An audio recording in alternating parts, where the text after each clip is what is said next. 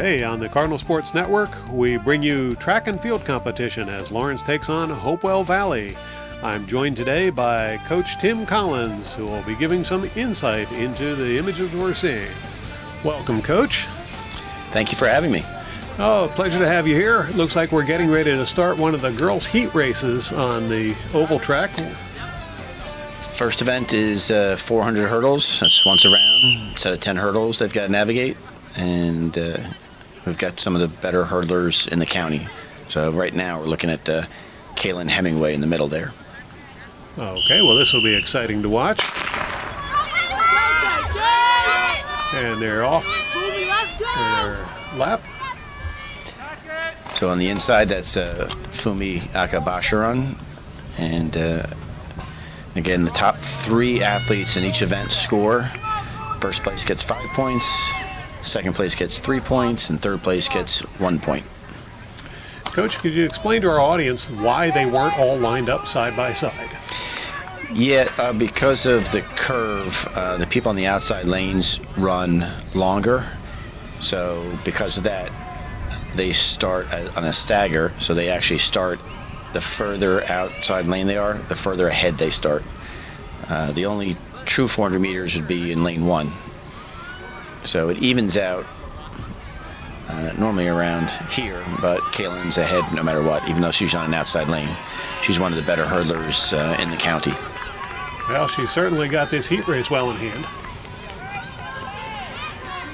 Looks like Lawrence has got first and third right now. Correct. And there's the finish. And not a bad time, under 70 seconds for the 400 hurdles, so pretty good. Hopewell is a division rival of ours, so on the girls' side we're trying to win our division, so we do need to meet them today.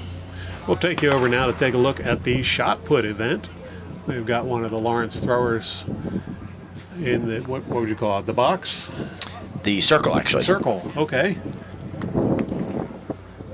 Folks, if you're ever at one of these events, don't get in the way of that shot put. It's about the size, shape, and weight of a cannonball. Oh, yeah. 36 feet 9 inches. That's a pretty good toss. This is Zach Sherrard, a senior for the boys. Yeah, we'll catch a couple of these throws and then we'll head back over inside the track area.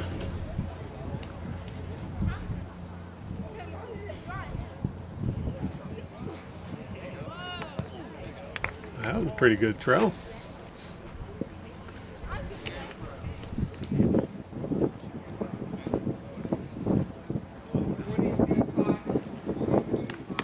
I think it was a little bit shy of the first one. Yes, but a good attempt. And this is Zach's younger brother, actually, Jacoby, who's one of our top shot putters and discus throwers. That's great to see families getting involved. Get out. Couldn't quite see where that one landed.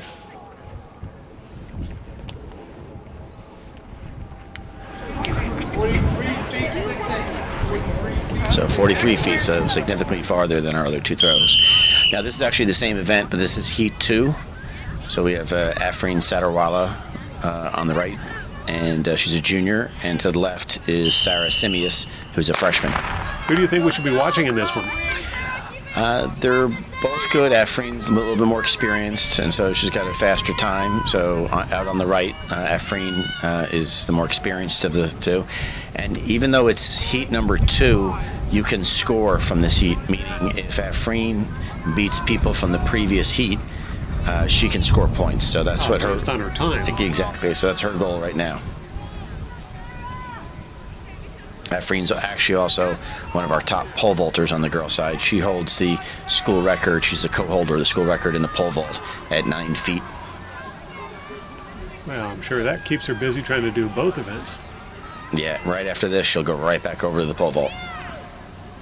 Unfortunately, we don't have anyone covering the pole vault today, but we'll get to see her here on the track. Behind the runners. And she's got a huge margin right now. Lawrence running in first and second as they come down the final straightaway.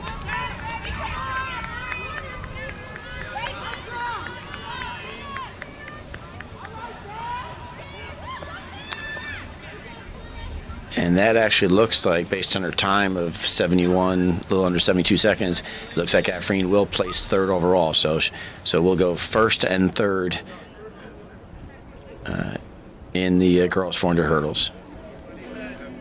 And that was Ethan Strassfeld. I recognized him. He actually works as a camera operator for LTPS TV from time to time.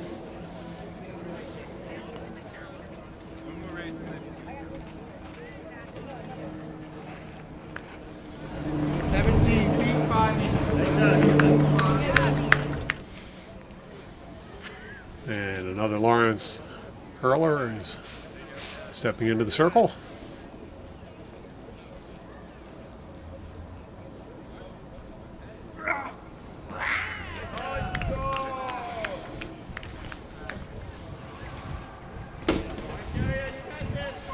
This is Daria Loving from the girls team. Well, she just launched right into it there, didn't she?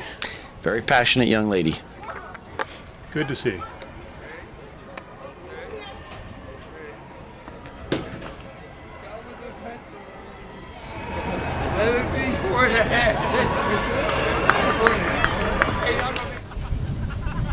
And started the 100 meters. And the boys are off. This is definitely a sprint. You can tell by the speed in which they're pumping there. Very close finish. Very close. Tough to call. Looks like Hopewell might have gotten first there. Now back over to the shot put.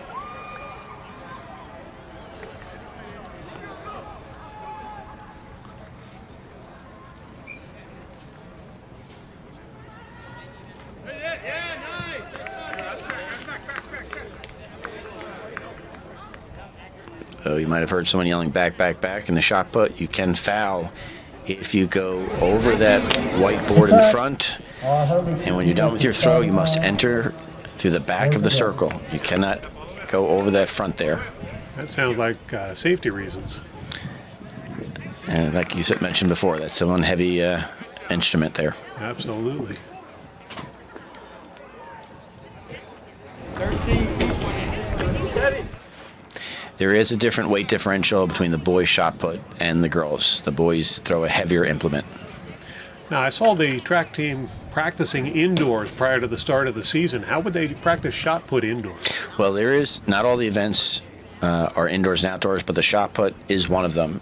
And there's a rubber shot that is thrown indoors. So we do not use the same shot indoors as we do outdoors.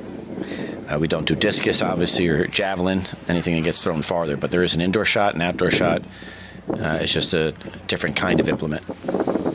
Yes, I saw a few of those rolling around the cafeteria after school. Yes, that can be dangerous, too, even though they're rubber. They're still heavy. Yes. Heat 2 of the boys, 100 meters.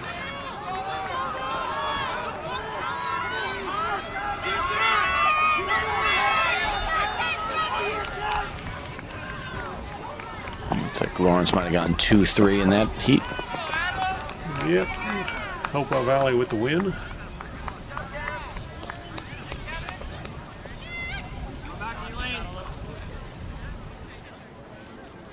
And a little bit more action from the shot put.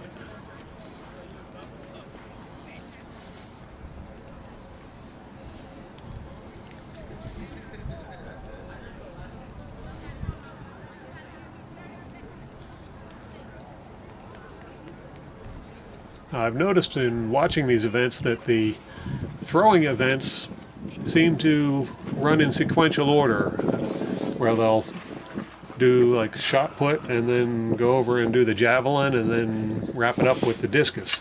Yeah, most of the throwers participate at least 2 of the 3 throwing events. So shot put, discus, and javelin. So when the boys are doing one throwing event, the girls are over doing a different one, and they'll just rotate around. So this is Tommy Tanner in the shot put.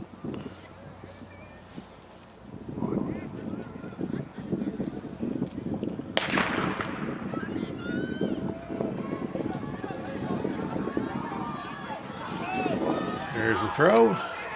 Looks like that slipped out of his hand a little bit. Yeah, I'm sure it's a lot harder than it looks.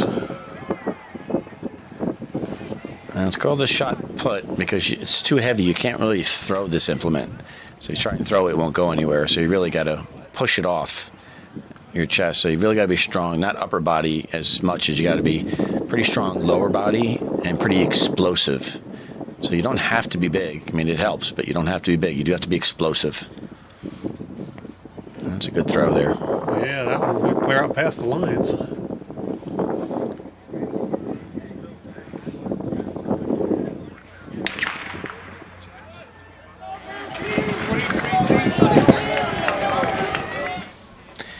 And this is heat 1 of the 100 meters, girls 100 meters, and our girls team is very good in the sprints area, so we're looking to rack up a lot of points here. And yes, it looks like Lawrence in the lead in lane 4 right now. Yeah, so that was Maja Collier right in the middle, taking first. Cynthia Curry there to the right, taking second. And then Katie Toole in her first year doing very well as well. So it looks like we went 1-2 in the 100. So far girls are doing well point-wise in a meet they need to win. The girls team running events, they seem to be very good this year. Yeah, for the past couple of years, actually, we've been very fortunate. A lot of good sprinters coming out, and our numbers have been good in that area. So for the past 3, 4, 5 years, our girls sprinters have been very good, and that's led to our distance runners getting better. So yes, we've been very good on the track. 15 events to cover, so there's a lot of things to do out there.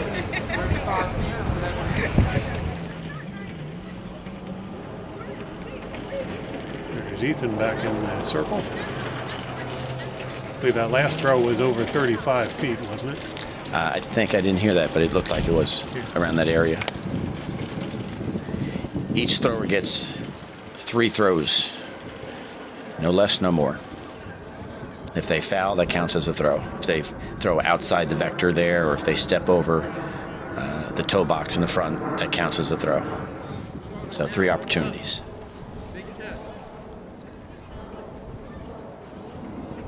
And some of these throws may be happening while we're over looking at another event. We may not see all of the throws. For instance, here on Cardinal Sports, we're seeing Lawrence Cardinals doing the shot put.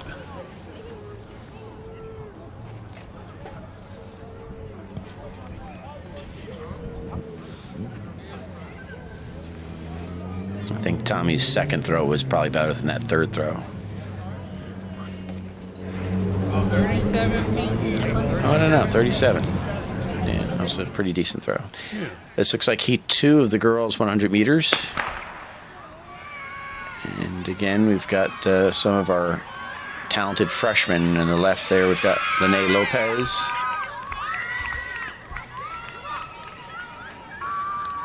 And Tennille Baldwin on the right. Both girls doing very good in that heat. Yeah, it looked about like a dead heat to me. Yep, they go 1-2 in that heat. And looks like Tennille got the win in that heat, with Lene second in that heat. We take you now over to the Javelin. We talked about different events going on for the throwers. Here's boys throwing at the Javelin. 94 feet, 94 feet. Fun fact, in New Jersey, the Javelins are rubber tipped for safety. There have been incidences over the years of officials and spectators and athletes actually getting pierced with that Javelin. In college, they do not have rubber tipped. Not every state does, but New Jersey has all rubber tips at the end of those Javelins for safety reasons. Sounds like a good idea. Yes. 74 feet, 5 inches. 74 feet, 5 inches. It's like the last heat of the girls. And again, that's Daria Loving from Lawrence, competing in the shot put earlier. Seems very motivated there. Hanging in for second place at the moment. Obviously giving it her all. And like I said, she's a very positive and passionate young lady.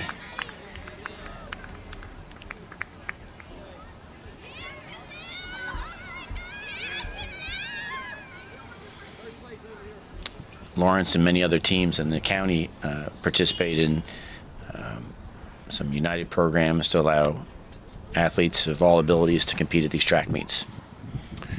Okay, now, Coach, our cameraman just followed that javelin as it slid across the ground.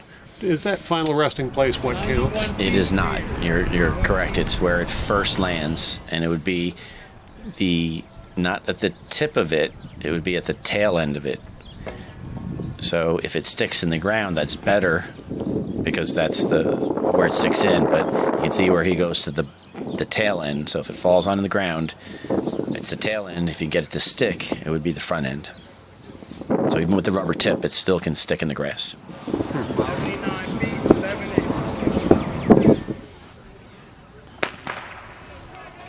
Looks like, again, the last heat of the boys 100 meters, the United sections. Looks like Lawrence going 1-2 there. Excellent.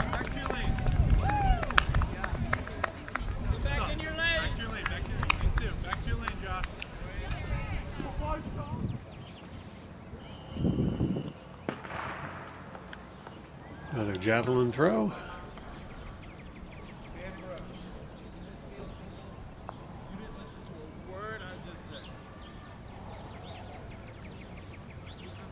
There's that rubber tip you were talking about.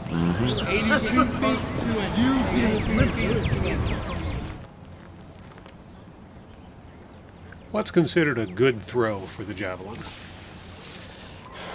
Well, anything over probably about 125 is a good varsity throw. Once you get into the 160s, it's one of the better throwers in the counties. 180s is one of the better in the state. Yeah, it looks like we got another heat for the 100.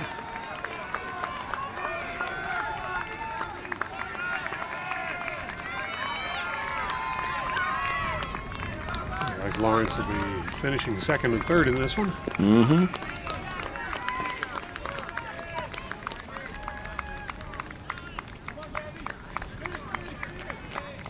It's nice to see all the support for people no matter where they're running in the race. Absolutely. Actually, even more so for the support for some of these young boys and girls. So, and that's always good to see. Well, congratulations from the official.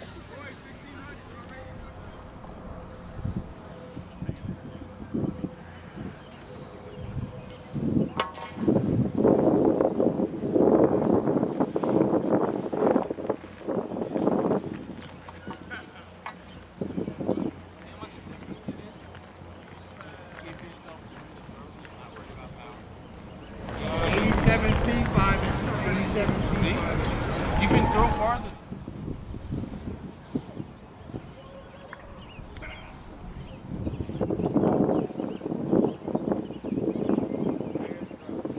That one stopped rather suddenly, but it didn't stay stuck in the ground.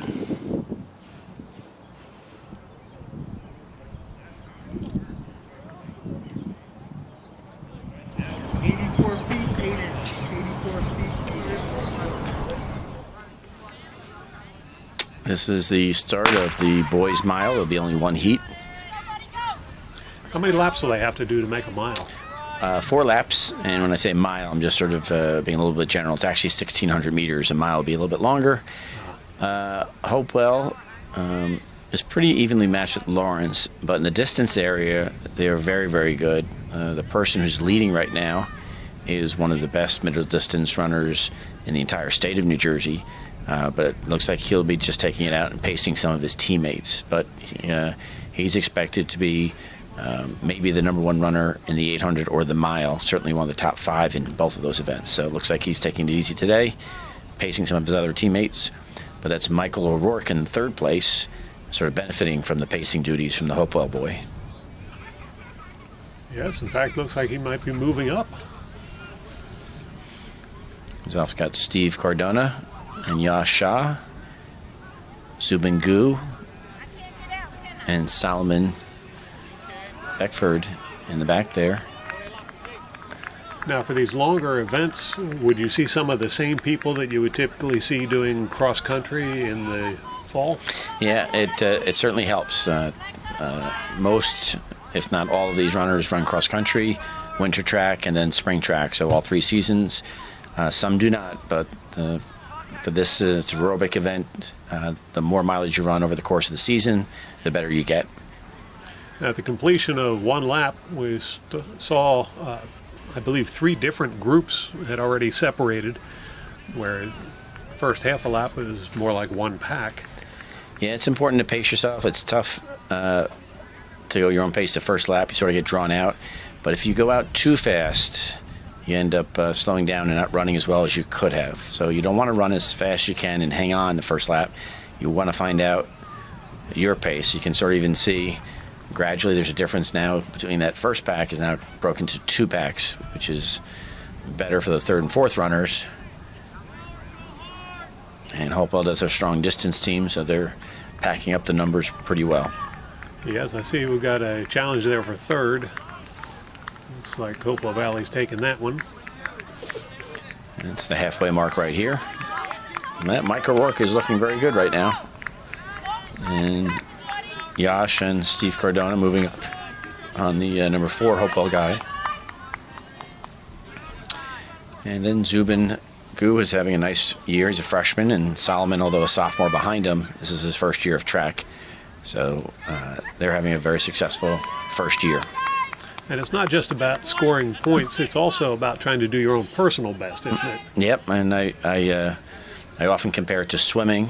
You can see how well you're doing. You can be in last place and still improve and know you're doing well. So that's the great thing about the sport. So there's a team aspect, and there's also an individual aspect. Well, speaking of individuals, our leader seems to be stepping out a little bit on the rest of the runners now. And you can see how relaxed he is. This is still much, much slower than he's capable of doing, but that's not his goal today, to go all out. He's got a lot of big meets at the end of the season, so he's just doing this, again, for team points and more for workout in the beginning, just to help out his teammate. And there's the bell for the final lap. So Mike looked good through the 800. He's struggling on this lap 3 a little bit. Yeah, it looks like another Hopewell Valley runner's closing up on him a little bit. He's still on pace for a pretty decent time. It depends on how he does this last lap.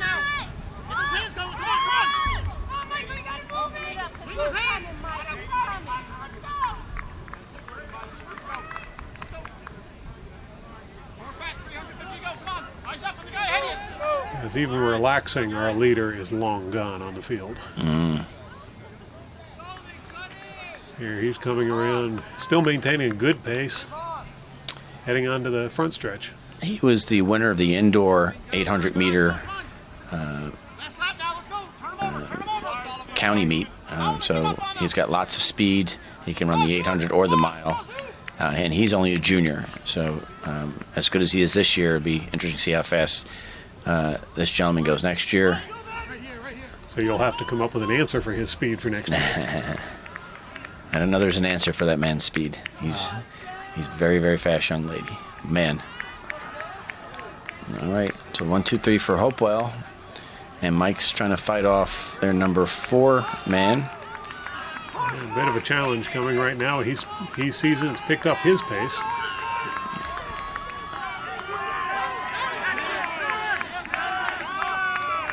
Doesn't quite get him. The Hopewell boy nicks him, but not a bad time for this part of the season for Mike. Yeah, he definitely gave it his all at the end there. And again, Yasha and Stephen Cardona coming in now, finishing up their race.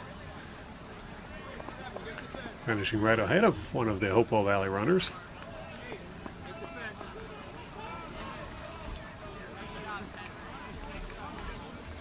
And Zubin and Solomon. Nice little kick at the end, finishing strong. I look forward to seeing them back again next year. I expect they'll be much improved after this year.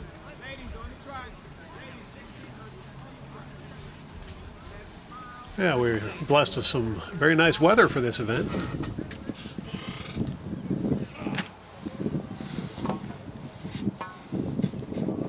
How do the track events fare in lousy weather? Well, we don't stop meets for too much. The track is all weather. Sometimes the fields get too wet, then a meet could be postponed, especially the javelin that you're watching right now. If the footing is off, or for the pole vault, if it's too slippery there. Thunder and lightning are the ones that we really look out for. But if it's just cold, or if it's just drizzling lightly, we soldier on. And now the girls take to the track. This is the girls' mile, and on the girls' side, we're stronger in the mid-distance than Hopewell, and so we should sort of see some more success on this side. Sophia Centeno, who's a senior, and Valandra Riggins, who's in third right now, are two of our top athletes in the girls' team. And then we have Yulia Gu, who is Zubin's sister. She's there in last, moving up, and Maya Rios, who's a senior there at the back, the two in the back. So we've got 5 runners to Hopewell's 3, so we're hoping to score some good points here. Yeah, Lawrence currently running first and fourth. Looks like the top 4 hanging together pretty well. Yeah, and if you notice too, Sophia and Valandra, again, are 2 of our top athletes and some of the better girls in the county. Very good form, very relaxed, and that's due to all the training they do that doesn't come naturally. So just like we watched with Sean Dolan from Hopewell, how relaxed he looked. That's a lot of work. These girls look relaxed because they've done a lot of work. Also about the pacing, as you were saying earlier. And Sophia and Valandra both ran cross country, so they have the strength from that as well. And so it looks like Yulia and Maya have already moved past the one Hopewell girl. We'll see how they do with the other two. The other 2 girls are sort of way up, kind of far away, but we'll see what happens. Now, how do the cross-country runners do when it comes to a sprint? Depends on the person. Everyone's individual. There's some people. These 2 girls, Sophia was our number 1 cross-country runner. Valandra was anywhere between our 2nd or 3rd girl. But they started off in sprints. So these 2 have a very good sprint. They've run the 400 before, and so at the end of this, or even cross country, they have the capability of sprinting very well. Not everyone does that. Some people are more strength oriented, but these 2 particular girls have a combination of strength and speed. Now, we've talked about different athletes that are on the track team that have also run cross country. Do you have athletes from other sports as well? Yep, some of the throwers you saw earlier, obviously football athletes. If you recognize the names, Tommy Tanner, Zach Sherrard, Jacoby Sherrard. We have some people that are on the swim team that come out for spring track. Some people were in wrestling. So the good thing, like I mentioned earlier, there are 15 events in track and field. So there's almost some event for everyone. You know, there's sprinting, jumping, throwing, hurdling, a pole vault. So you don't have to be a runner. Some people say, "Oh, I'm not a runner." It's like, well, maybe you can jump or maybe you can throw. There's lots of different events for you. So if you're in another sport, either to keep in shape for that sport or to come in and do a different sport, I recommend track and field during the springtime and maybe also in the winter as well. You can see Valandra moving up now a little bit. Sophia's sort of broken away a little bit. Lawrence now running in first and third. And again, only the top 3 athletes score points for the team. Sophia is a 800-meter runner that has started to run more than a mile for us and the 800 at these events. So she will run at least 3 events in some of these dual meets and sometimes 4 events. As you see, Valandra moving into second place.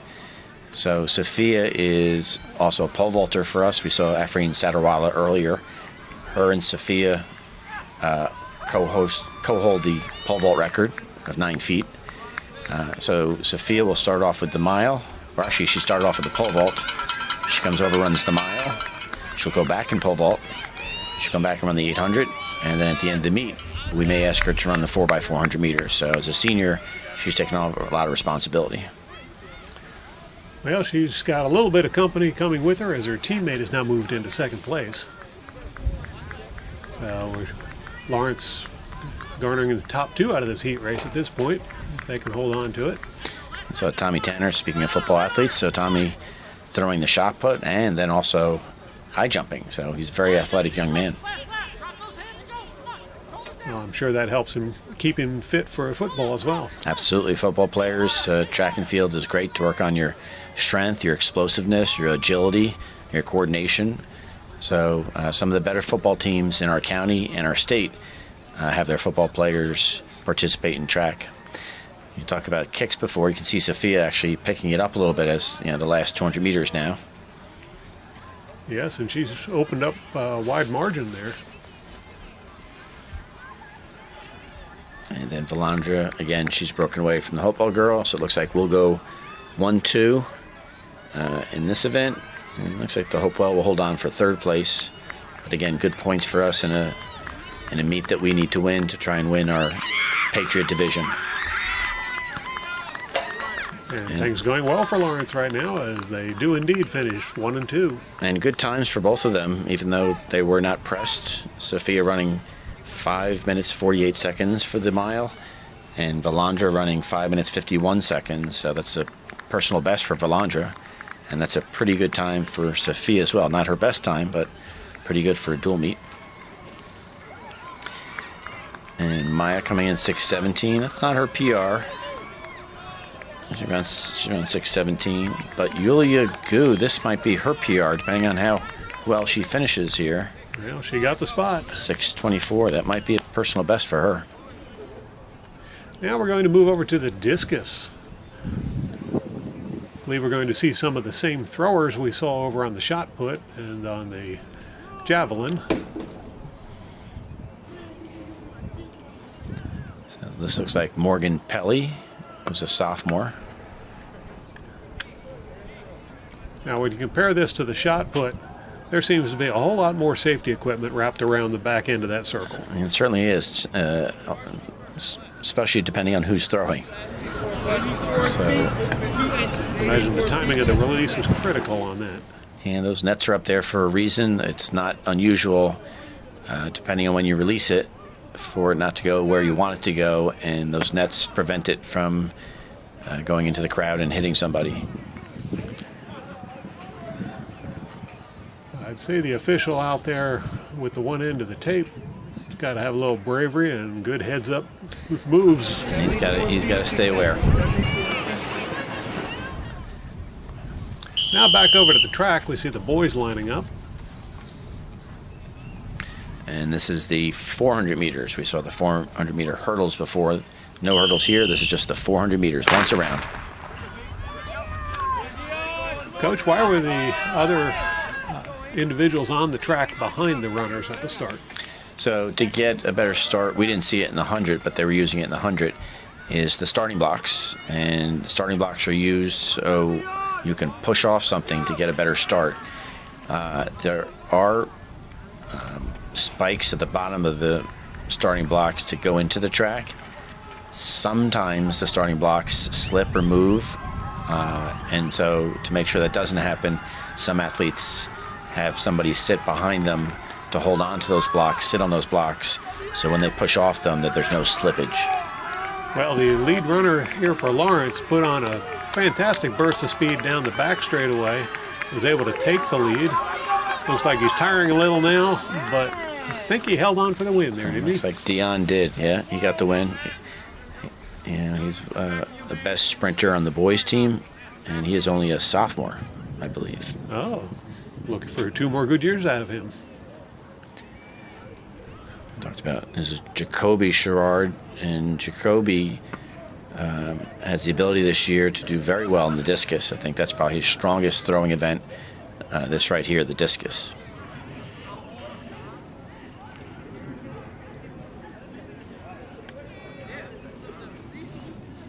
Well, he certainly baffled our cameraman on that one.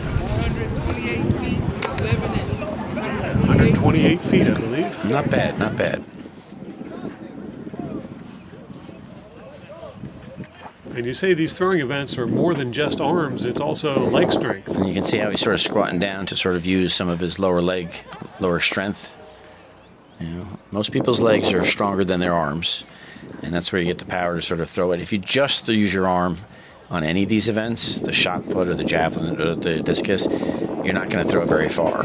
You really have to use your entire body, and you'll notice the turning and twisting around. There's a lot of technique involved too, so it's not necessarily the strongest either. So we talked about explosiveness before and the ability to spin well. So we're going to heat 2 of the boys 400 meters. And it looks like runner lane 3 there from Hopewell Valley is off to a pretty good start. And he looks good form, hitting out well. In fact, Lawrence is going to have to play a little bit of catch-up in this heat. Well, it is a long lap, so sometimes people go out too quick. We'll sort of see if that's the case or he's just stronger than they are. Right now, he looks like he's just stronger than they are. Well, can't win them all. That gentleman you saw streaking across there was not involved in this race. Now he was going down the long jump runaway, trying to get a long jump in. I believe we'll see some of that towards the end of this event.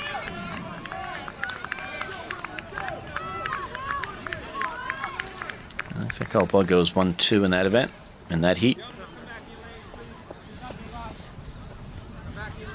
Lawrence putting on a fine showing as well there. Now we're back over to the discus.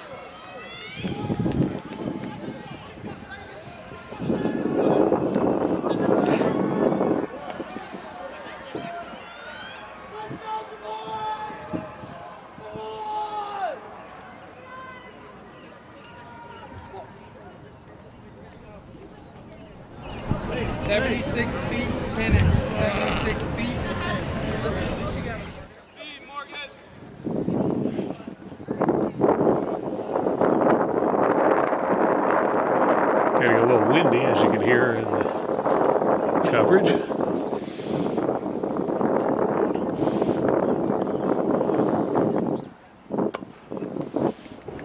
The throw looks a little bit low. You don't want to throw it straight up, but you want to get it up in the air a little bit to give it a little chance to fight gravity a little bit. And he's working on his spin, just learning it. So he's going to want to pick up the speed of that spin to generate a little bit more power coming out of that.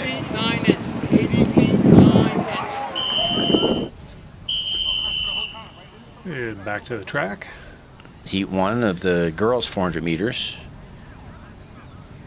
And I think we're pretty evenly matched up here. We'll see what happens. Our best runner in this event for today is sophomore Heaven Cartwright. And also junior Katie Toole. And it's a side-by-side battle down the front stretch, but here comes one on the inside. Hopewell Valley takes the lead. Lawrence currently in second and third points paying positions.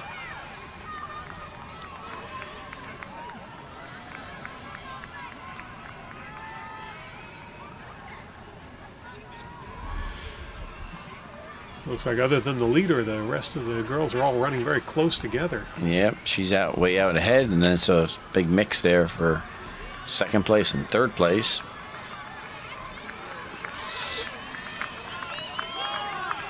Lawrence appears to still have second and third. It looks like, yep, Hopewell, and then Heaven in second, and Katie Toole in third. Yeah, very close together as well. Yep. Again, team-wise, that was very good. Good points for us, second and third. If you can't get first, you want to get the next two. Yeah, much like you were saying earlier, comparing it to the swimming team scoring. Very similar sports in terms of how they prepare for a meet and who they've got in different event areas. We can switch people all around. You want to compare yourself to that particular team and see if you can't switch a few things around. You can't get overly creative, but sometimes putting people in different events to maximize your points helps out. I know Coach Underwood does that quite a bit in swimming.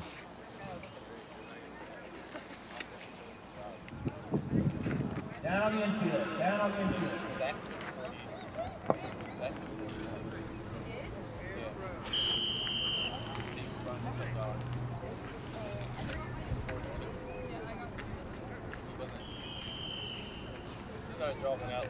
Yeah, Roja! Give me those cookies! Stop. Actually, speaking of the cages, let's get a little pause here. We're kind of proud of our new discus cage. This is quite an improvement on the old one we had, which was more of an older, almost an old batting cage it looked like. So this is our first year with that new discus cage. It did look very nice. Let's heat one of the boys' 110-meter hurdles. Now, when the boys clip one of the hurdles and knock it forward, is there any penalty assessed, or is that just slowing them down? That's exactly what you just said. So there's no penalty at all. It's just obviously if you can get over them. It was Devon Hemingway winning that heat, first place for the boys. You'll even watch college or the Olympics, and you can hit every single hurdle if you'd like, but it'll probably slow you down a little bit, so you try not to do that. But as long as you don't impede the runner from a different lane, you're fine. I kind of imagine that hurts the shins a little as well.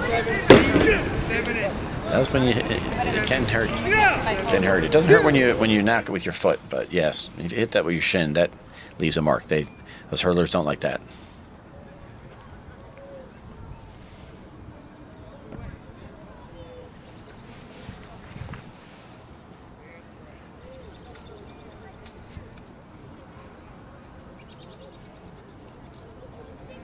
See Coach Rodriguez there sitting down, taking all the distances down. Coach Rodriguez, a former thrower herself, an outstanding thrower in high school and in college, and she competed as a pro afterwards. So we're lucky to have her as a throws coach here. Also, she works in the district as well. Now that you mentioned the coaches, I imagine you've got a fairly large coaching staff, considering all the different types of events here. Yeah, we got another coach there on the infield to your left. You see Coach Al Jennings, who's a volunteer assistant coach, and helps us out in the jumps and the relays. Speaking of jumps, here comes the high jump. And back to Devon Hemingway. Yeah, perfect. Don't have the height there, but that's a clearance. And Tommy Tanner. My elbow, really, bro? I cannot believe it. A little disappointment there. Yeah, he knows what he did wrong, though. He knows what he did wrong. Oh. He didn't get. He just tried to jump over it, and he really needs to get his pelvis moving up and wrapping around there. Let's see one of the girls, 100-meter hurdles. They run 10 meters less than the boys, and hurdles that are at lower height.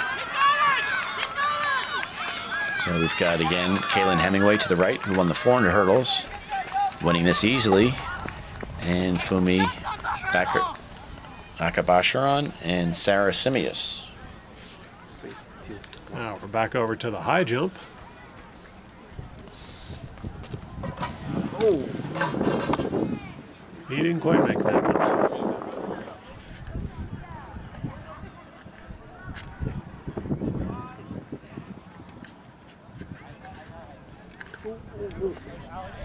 Nice jump. Very nice. As I was talking about before, he wrapped himself around the bar, pushed his pelvis up. Most times it's your butt is hitting that bar. You get that butt up and away. Yes, I saw an interesting piece on TV a couple months ago about the first time somebody went over the bar backwards instead of going forward. Actually, we have some of our girls who still go, for some of their jumps, go forward. It's called the scissor. And they go straight at it and just jump straight over and use their legs like scissors. They can do that at some of the lower heights. But for the higher heights, we go to the back, called the Fosbury Flop, named after the gentleman who did that, Dick Fosbury, who won the Olympics back in the 70s. Well, maybe someday someone will come up with another method of getting over them even easier or higher. We'll see. This is the 800 meters, 2 laps around. And if you notice, got Jacob McDaniels in first, but in second, is Sean Dolan, who won the mile earlier, and I said Sean is one of the best 800-meter runners in the state. So, but taking it easy today, so you can sort of see he's just measuring out the pace. Almost definitely at some point in the second lap, he'll decide to take off. Jacob has done very well this year and has been running in the 205 area, which is very good for a 2-miler, or for a 2-lapper. So he's taking the lead, and Hopewells are just drafting off him, deciding when to make their move. You had Hugo Ruano there in 4th place. Now, how much help does the draft really provide at this speed? It helps, and especially you mentioned that it was a little bit breezy today. So sometimes it's mental, and on breezy days, there's an advantage to it. Well, as you predicted, Hopewell Valley has taken the lead. Looks like they're going to take second, too, the hard way, or on the outside. And Hopewell, their strength of their team is their middle distance runners. They're 800 and milers. So that's where we expect to see them to do well in this particular meet. Lawrence still solidly on the 3rd and 4th by the looks of things. Yeah, Jacob's a very solid runner in this event. So 3rd for Lawrence. It looks like Hugo Ruana there in 4th. And looks like Hopewell, then Khalib. And then another Hopewell runner.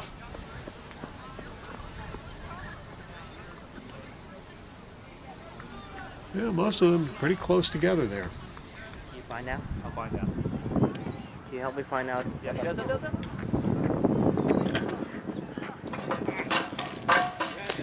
In the high jump, you get 3 attempts at each height. So you have 3 chances at each height.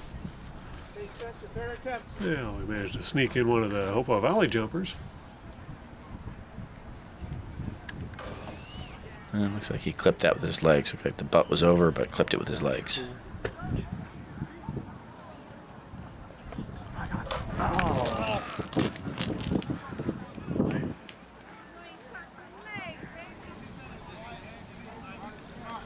And again, this is the girls' 800 meters, 2 laps around, a half mile. Interesting change on this. Maja Collier, who's actually one of our top sprinters, is run the 800 a little bit for a workout.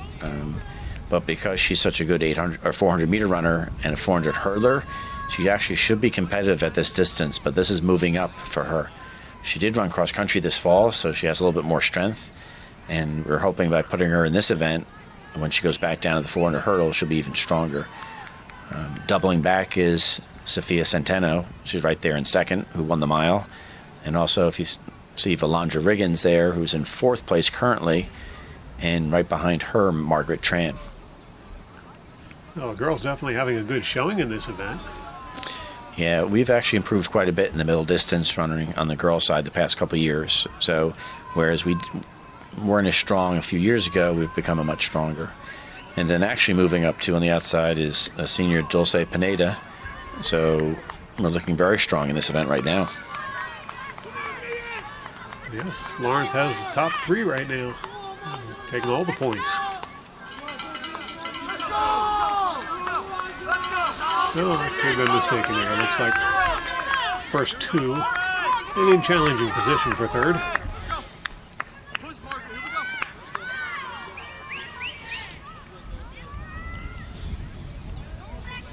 Top 2 have set themselves apart from the rest of the field. Yeah, this is a good pace. That's why they're up there. So, again, Sophia's already run the mile, but this is a pretty decent pace for her for a dual mate like this. We're expecting her to run faster later on. But right now, this is a good pace. Remember, she's already run the mile, and she's done some pole vaulting. So this is sort of her 3rd event, I would say, during the meet right now. Now, when you go out and run the mile and then have to come back later and do the 400, how does that affect your 400? Well, at the end of the meet, especially in a meet like this, dual meet, almost nobody's fresh. So you're normally running against other competitors that are kind of tired. So it evens out a little bit. And if you look, now all the Lawrence girls, we actually have the top 5 positions. Wow. That's a good time. 2:26 for Sophia and 2:29 for Maja. Very good. You got Valandra and Dulce coming up. 2:40. Very good. And Margaret Tran. The entire girls team in that heat. Very good. Very good showing there. Sweeping the 800, getting first, second, and third.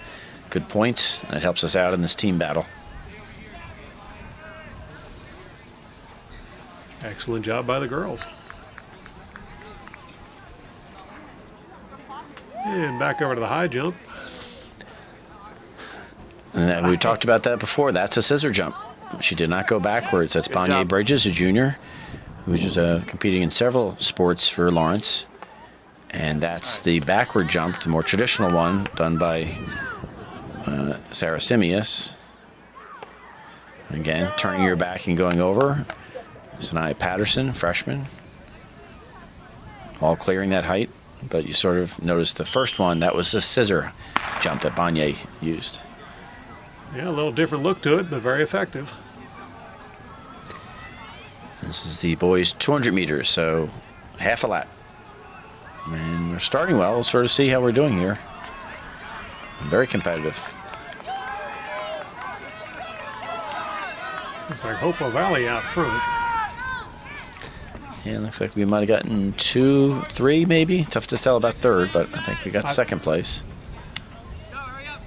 What would you say? Oh, it was awful close. It was awful close. Senior Jen Zoll. I would not compliment her on that form on that jump. But she cleared it.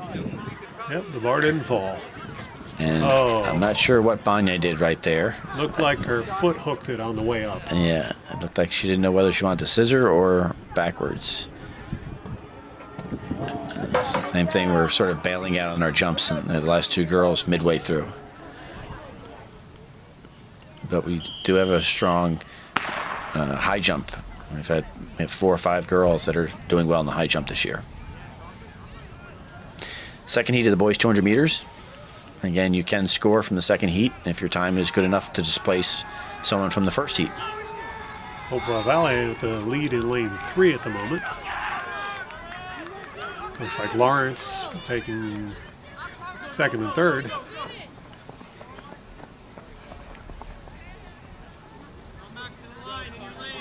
For those points paying positions. I don't think they displaced anyone from that first heat. And it's Fumi, again, using the scissors to clear over. And doing a nice job of it. Mm-hmm. Yeah, that was a good jump. This is, again, Sarah Simius. She's only a freshman. And didn't explode that last step, just sort of ran into the jump. That last step, you got to explode up.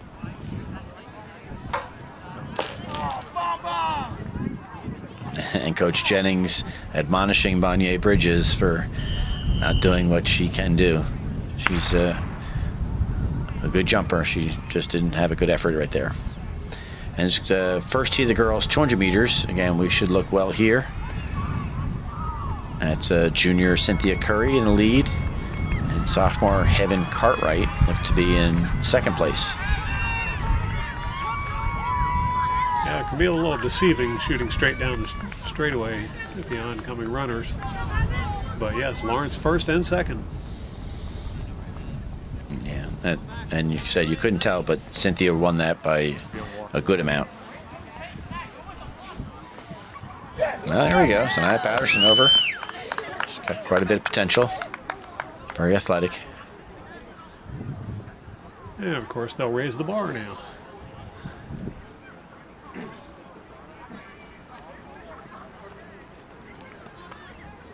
Ooh, there she goes. Got away with that one. Exactly. She could have gotten those hips, those butt up a little bit more, but it doesn't matter if you hit the bar. It only matters there. She goes. Bonnier was not doing well with the backwards jump, so she went back to the scissor, and she was successful. It doesn't matter if you hit the bar. The bar has to come off. It has to be displaced. And this is heat 2 of the girls' 200 meters. Well, this one looks like it's going to be Lawrence 1 and 2 all the way.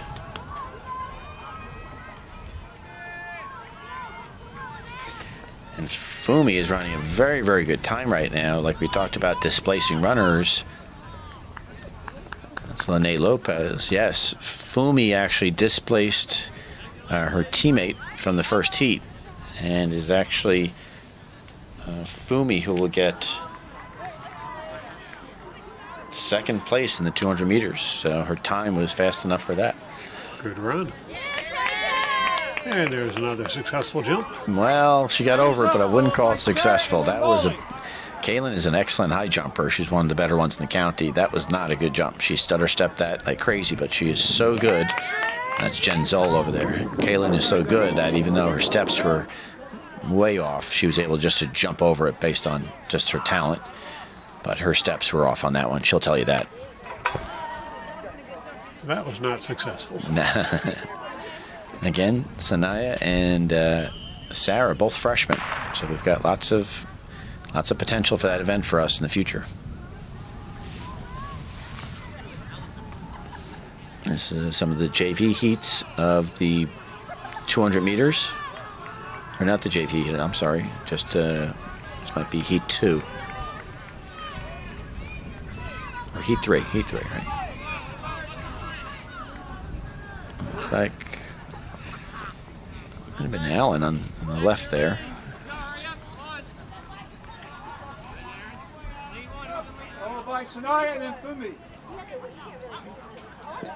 This is Bridget Bagné. I still feel like she hadn't decided whether she wanted to scissor that or backwards jump that. That's what it looked like to me. Yeah, good speed, but again, she didn't power up. Bagné. Bagné is also a very good long jumper for us as well, and triple jumper. I'm going to predict Lawrence will win this one. The girls are looking pretty good on the girl side. I can't tell on the boys side yet with the points. I meant this. This heat. There you go. I think your prediction is going to be true. See Tommy Tanner. This is the third event I've seen him in. Fourth event I've seen him in so far. Busy man. Well, you're allowed to do 4 events, 4 maximum. You cannot do more than 4. So I think he's at the 200, the high jump, and 2 of the throws. There she goes. All right. Sarah Simius over. Here's Fumi. Looks like she's going to scissor it. Yeah. This is Fumi's first year high jumping, actually. She's done very well at it, but this is only her first year. She seemed to be enjoying it, too. Sanaya Patterson celebrated right off the end of the pit. Not only did she clear that, she cleared that by a little bit. She got a little bit higher there. Looks like another all Lawrence heat. Mm-hmm.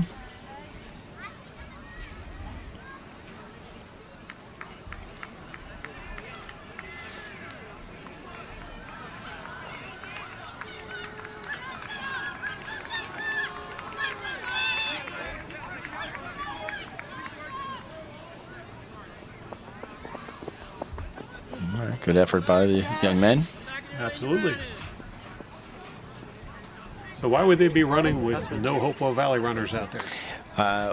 There are certain events that you can run unlimited runners, and Hopewell just doesn't have the excess runners there, and we did. So there's normally one running event that we allow per meet for that to happen. So today it was the 200 meters.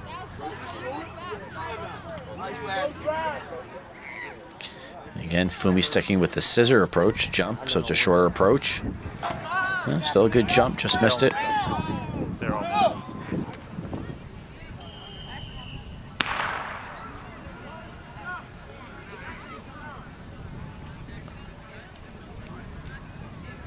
And this is the boys. 200 meters again, yep. So I don't know if this is the last heat, but it's probably one of the last heats. Can't tell who's got second right now. Lawrence has got first. I said Lawrence looks like it's 1-2 right now, but Hopewell runners coming up, and I still think Lawrence 1-2. I think you're right.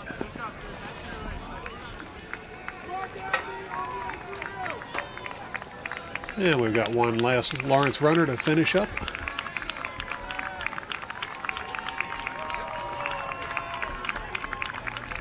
Getting lots of encouragement from all the onlookers. I noticed you had a pretty good crowd in the stands today as well. Yeah, we only have 2 home meets, but we didn't have any home meets last year, so we're glad to have all the parents and friends coming out. The meet's not too long. There's something for everyone to sort of see. So, any sporting event, it's great to come out. I think Jen Zoll almost getting over. So I think that's a testament to a lot of the friends that the girls have and the families coming out to support them, and the boys as well. Yes, you mentioned not having any home meets last year. It's certainly nice to have all the construction done on the athletic fields and be able to have meets at home again. Yeah. And other events. Oh, very good jump, just missing that.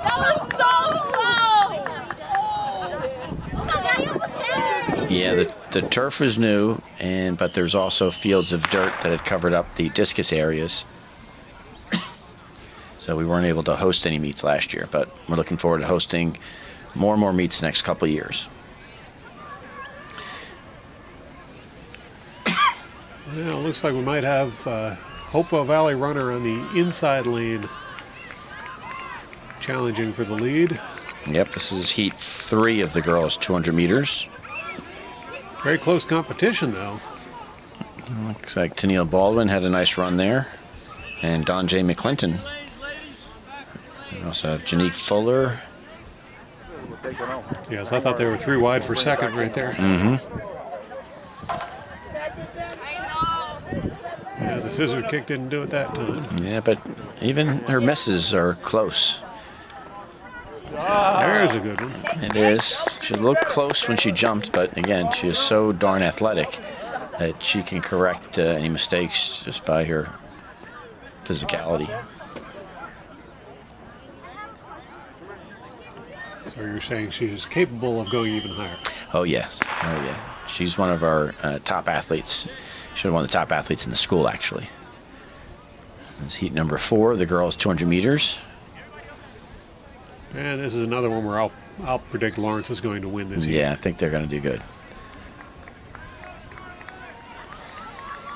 We got Pernasia Desir.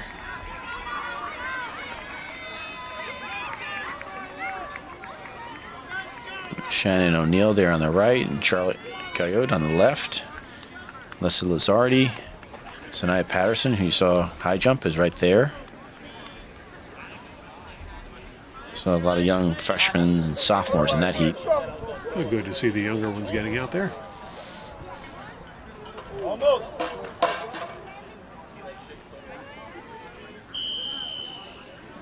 Like I said, this is the event that we have unlimited entries today, so I think this is our last heat on the girls' side.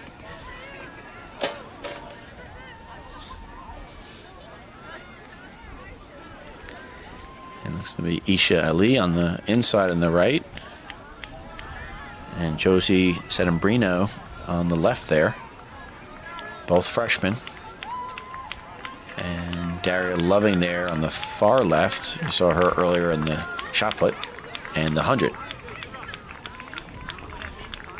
Looks like there is a competitor for Hopewell Valley in the wheelchair. Mm-hmm. So it looks like Isha just inched out Josie for that win in that heat. Yeah, they were very close together. Looks like we got a bit of a battle here for third. Oh, someone's not giving their all. Well, Daria loves the 100 and she loves the shot put, but she is not a big fan of the 200 meters. And she'll come home fourth. She's not happy with that effort either.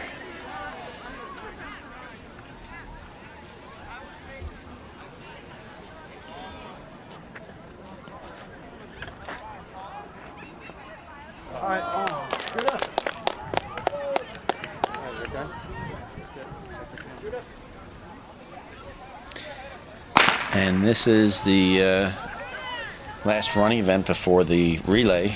This is the 2 mile, 8 laps. Because teams don't necessarily field a lot of people in it, and to make sure the meet doesn't go too long, often the boys and girls 2 miles combined. So you'll see boys athletes and girls athlete both together in this event. Yes, I noticed a much slower start for this event than some of the more recent ones we've seen for the shorter distances. Right now, Hopewell Valley claiming the top 3 spots. Lawrence hanging right there with them, though. And that's Mike O'Rourke doubling back from the mile.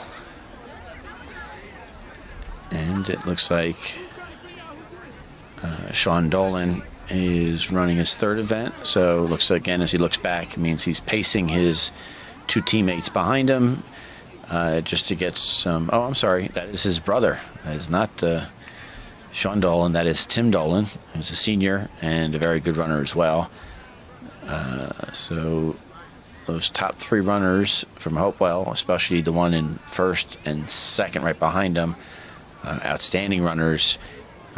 Looks like they're just getting an easy workout in today. They're not going all out. You have Mike O'Rourke, and now you're looking at Matt Sang and Braden McDermott in 2nd and 3rd for our place.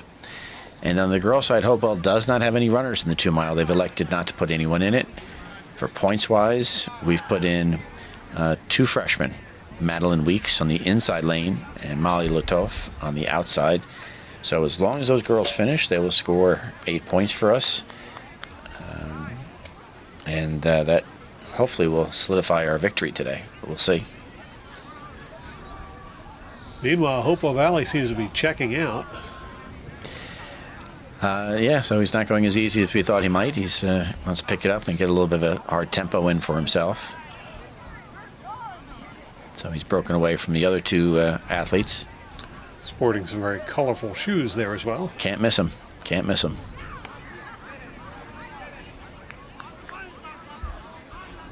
Yes, I would think with the 2 mile, the pacing would be even more important than the earlier events we've seen. Especially in a dual meet, because there's just less runners around. It's not a championship atmosphere, so it's tough to go and run all out, all by yourself.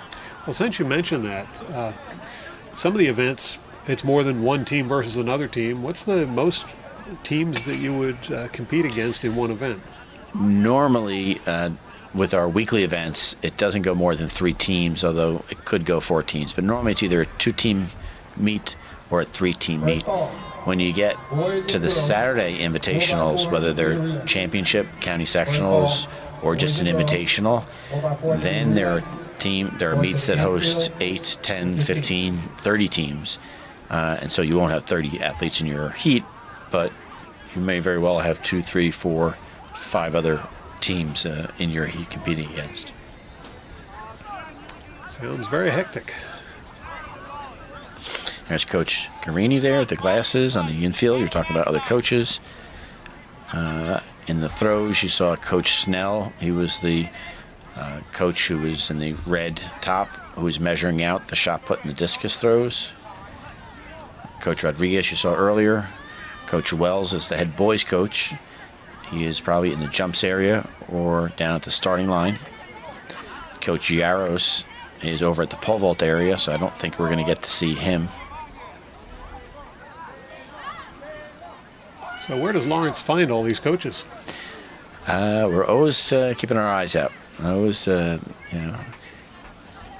any sport like ours with so many different events, you always need the more coaches, the better. So you're getting instruction as much as possible. So we've just been fortunate the past couple of years to have the coaches we do. Now, I know for some of the sports, you have to try out just to make the team. What's it take to get involved with track and field? Well, we're a little bit different than that, that we don't have any cuts based on ability. So although we will have time trials early on, that's more to see where everyone's in shape. No matter how strong or fast you are, there's a place on the team for you as long as you're committed to being here every day and working hard. The only times we have cuts would be for disciplinary reasons, missing practices, not committed to be part of the team. But as you saw, there's a wide variety of talent. That's another benefit of the team. Lots of different events and no cuts. So I like that about our team, and our team hasn't gotten too big that we have to change that. Well, for the high school age students sitting at home watching this on TV, what advice do you have them about getting involved? Get off the couch. And there's 2 track seasons. There's a winter track as well. So I think I mentioned earlier that there's various reasons people come out. If you just want to come out for the winter season or spring season to stay in shape or to enhance your physicality for your number one sport, it's a great thing to do. Like I said, there are some of the exceptional football teams in the area and basketball teams have their athletes come out and compete in track. So they're competitive, but they're still lifting, running, jumping, working on agility. So that improves them for their number one sport, whatever it may be. So when you come to the high school or you're at the high school, always listen out for the meetings. We're always posting when we have our sign-ups. The only thing you need is you need to get your health forms cleared, as with any other sport. And again, winter track program, track and field, and spring track and field. So I encourage everyone to come on out. Very successful programs, no cuts, lots of different abilities. You can sort of see they're putting away the poles. So there's the pole vault. For all you gymnasts out there or people that are not scared of heights and you like to jump up in the air, and no one has pole vault experience. That's the other thing. No one has javelin experience. No one has experience doing a triple jump. So you don't have to have done any of these events before. We'll teach you how to do it. It's just you want to be a part of something, you want to compete, you want to see how good you can get at something, come on out. And those folks that are getting the altitude on the pole vault, they've got something soft to land on, don't they? Yeah, you can see right now in the distance right there, those big red mats. They're nice and cushy. Although in the old days, it used to be sand. You just jump over the pole and you just land in a pit of sand. But I like the sound of the mats better. The mats are better. So we've got the Lawrence 3 are sort of together. Matt Zhang, Braden McDermott, and Mike O'Rourke are grouped up together. And this is our leader coming up the front stretch toward us right now. Yeah, this is Tim Dolan. I think you saw his brother earlier win the mile and the 800. And he is 1 year older than his brother. He's a senior, and he's an outstanding runner in his own right. And what I thought was going to happen where the 3 Hopewell runners might stay together and tempo together, it seems like they've sort of stretched it out a little bit. So I guess they have different levels of how they feel today. So they're not working together. They're just sort of off running a little bit quicker than they normally would if they were just taking it easy. But they are not going full max today. No, I saw the runner in second had enough energy to turn and flash a nice big smile at somebody on the infield. Mm-hmm. And again, 2 of our freshmen, Molly Ladoff, also a good softball player, Madeline Weeks, involved in the play. Well, they seem very content to run together. They have no competition today. They're very happy right now. They don't have to worry about beating anyone. They just need to run a nice pace, and they'll score points for the team. It looks like Matt on the left and Braden on the inside are pulling away from Mike a little bit. They're fresh. They didn't run any earlier events. Mike ran that mile earlier, so he's a little bit fatigued, so he's not feeling as good for his second event. And we got the last lap for our leader. So 7 laps down, his last lap.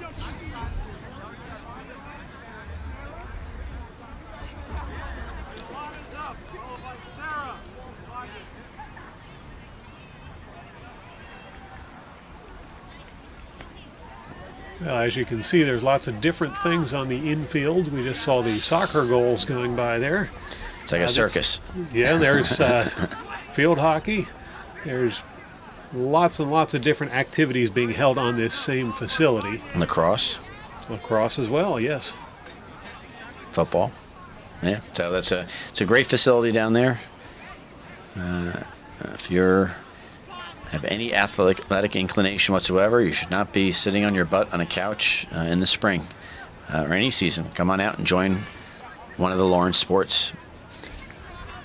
And as you said, you can do much of the same activities we're seeing right now during the winter with the winter track team, indoor track. And most of these athletes have done that. Like I said, the more you do it, the better you'll feel. So all these distance runners in the scene. Mike did swimming in the winter, so he was part of that very successful boys swim program. Had a great year indoors. Yes, this winter I actually found out something I was not aware of, that we've got a diving team. We covered one of their diving meets this winter. Yeah, that's sort of the unknown secret of Lawrence athletics. Something for everyone. And it looks like Madeline has pulled away a little bit from Molly.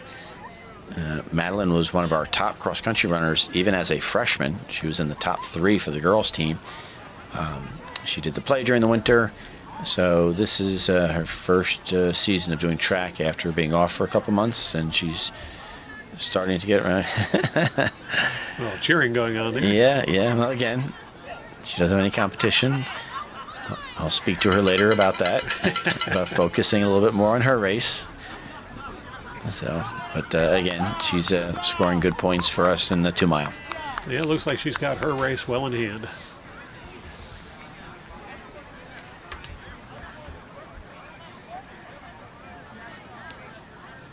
In fact, she's leading there, and that bell was for her final lap, I believe.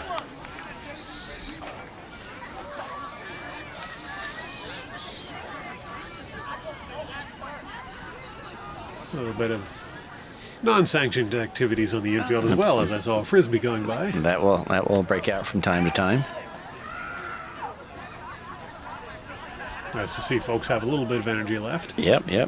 And the only event right now left would be, what's the most exciting, is the 4x400 meter relay. So it looks like Madeline is taking her finish a little bit more serious than she did on the last lap. And she's got excellent form. You can sort of see this, swinging her arms. Yeah, her nice hands push at the end. Right through the hip. Good turnover. Yeah, she's got some potential. She's just a freshman. We have our biggest freshman class. We had 17 girls on the freshman team this year. Wow. We've never had anywhere near as many as that. So the future looks bright. Need to get them all to come out for the cross-country team. Well, that would be good. There's a number of them doing it. And Molly Latoff. A solid second place. Yeah, she doesn't look worn out either. A little bit more jumping here from the high jump.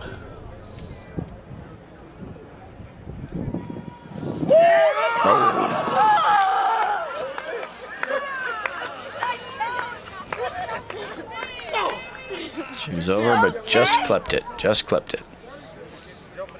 Now we're going to throw in a little extra here for you. A long jump.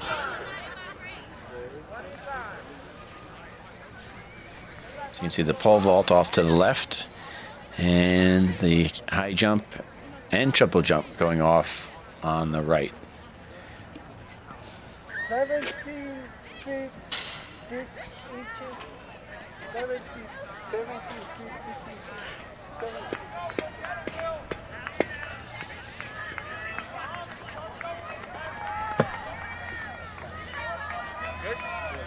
His feet skipped out on that one.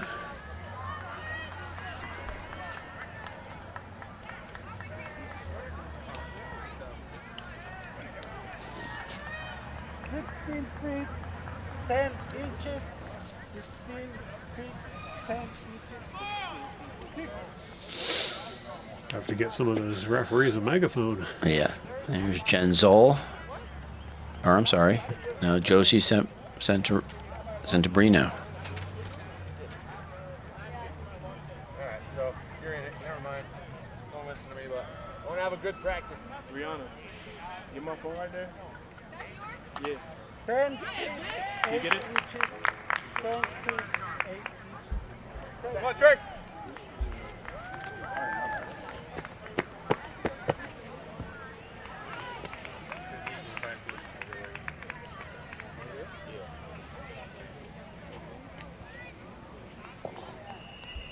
go, buddy. 50 feet, 4 Nice job, Trey. Now, what's the difference between the long jump and the triple jump? Triple jump used to be called the hop, step, and jump. So you can take more steps once you hit it.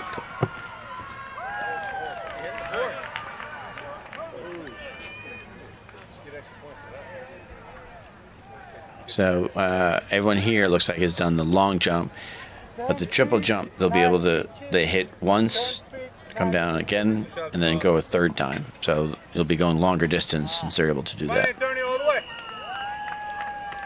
All the way, all the way, all the way, all the way, all the way, all the way. Jump. Hey.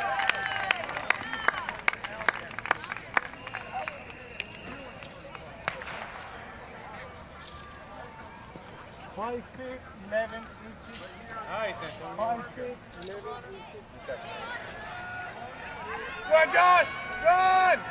Run, run, run! Focus, focus, focus! Jump!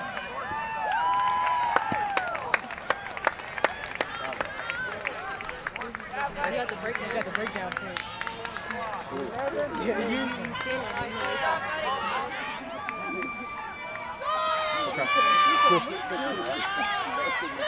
Keep it up.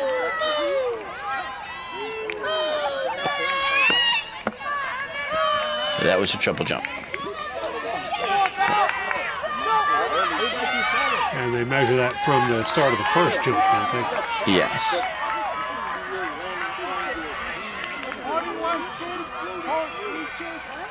41 feet, 4 inches. And in the meantime, we saw a successful pole vault in the background.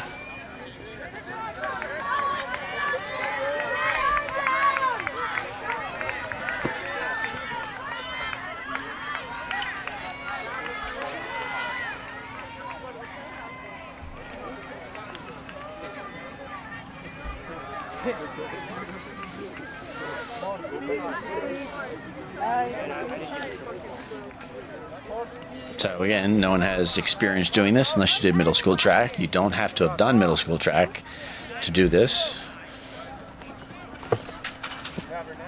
And that was long jump. There's one of the girls getting ready to go. And this is Jen Zoll.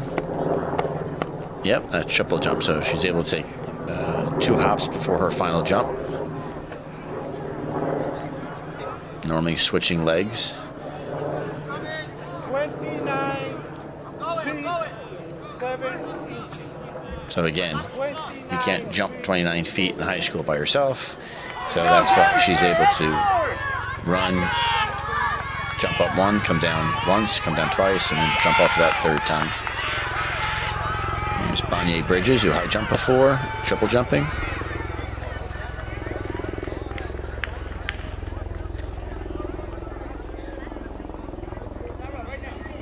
She managed to land that without falling backwards. Yep, if you do, as you are sort of alluding to, if you fall backwards, it's where you fall backwards too. So you always want to fall forward into the sand and then walk out of the front.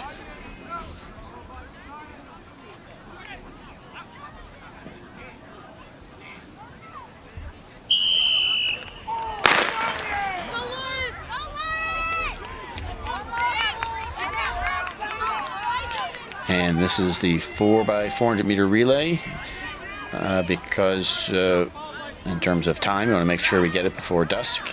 The boys and girls have been combined. So Hopewell boys versus Lawrence boys and Hopewell girls versus Lawrence girls all in the same heat. Well, since you mentioned dusk, this field actually does have lights on it now. So perhaps in the future that would be a possibility. You could even have an evening meet. Well, it's funny you bring that up for this meet. That was a suggestion, but you can sort of see as Sophia is sort of dancing around kind of cold there. We talked about this is her 4th event. Hopewell ending off in 1st for the boys. Is we were going to have a night meet for this particular event, but we decided that it might be too cold this early in the season, and we only had 2 meets. We couldn't make it go for the other meet, so we are looking forward to have a meet underneath the lights. Yes, the viewers at home will be able to see all the sweatshirts and jackets on the infield. Yeah, yeah. So Hopewell's got a strong lead early on, the 4x4 on the boys' side. The girls, it looked like it was close at the starting handoff. I would imagine we would have the lead from the girls with Sophia having that second leg. I'm not sure, but I believe the Cardinals boys team had a bad handoff and they had to withdraw from Ooh, that. okay, I missed that. Yeah, I don't see them. Girls are still in it, however. Yep, so that is Sophia Centeno completing her 4th event of the day. Heaven Cartwright, this will be her 3rd or 4th. She was in the 400, the 200, and the 4x4, I believe. All right, so good lead for the Lady Cards.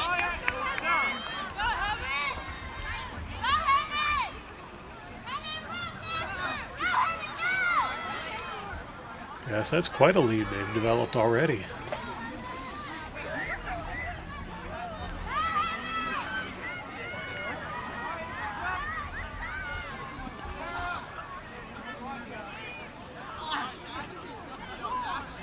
So the first leg was Afreen Satarwala. So we saw her earlier in the 400 hurdles get 3rd. And she pole vaulted as well. She got 2nd place in the pole vault. And then she was the leadoff leg for this 4x400 meters. So we should be coming around for the last leg. We call it the anchor leg on the 4x4. This would be Maisha Collier, senior Maisha Collier, who earlier ran in the 800. And also in the 100 meters. So this will be her 3rd event of the meet.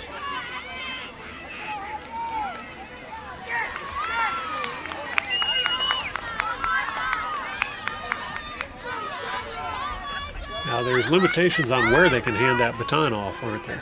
Yeah, there's a passing zone. I don't know if we can see it on the track. There's a set of diamonds that are about 10 meters before and after that starting line. So they must get the baton inside those diamonds. So again, they have about 20 meters that they can pass off that baton.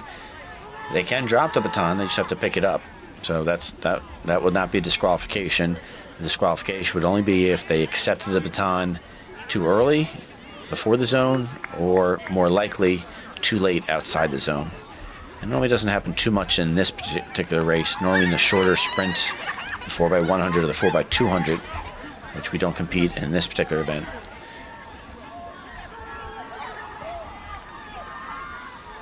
Well, Lawrence is out there with, well, now we finally see Hopewell Valley coming into the picture.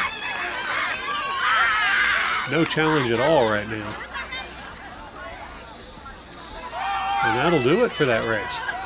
Yep, good. So this wraps it up with the field events. I feel pretty good about this event being a W for the girls and continuing on their way to win the Patriot Division.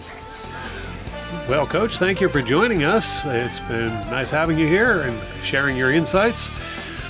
Thanks to our camera operators, and be sure to tune in next time for another exciting episode of Cardinal Sports.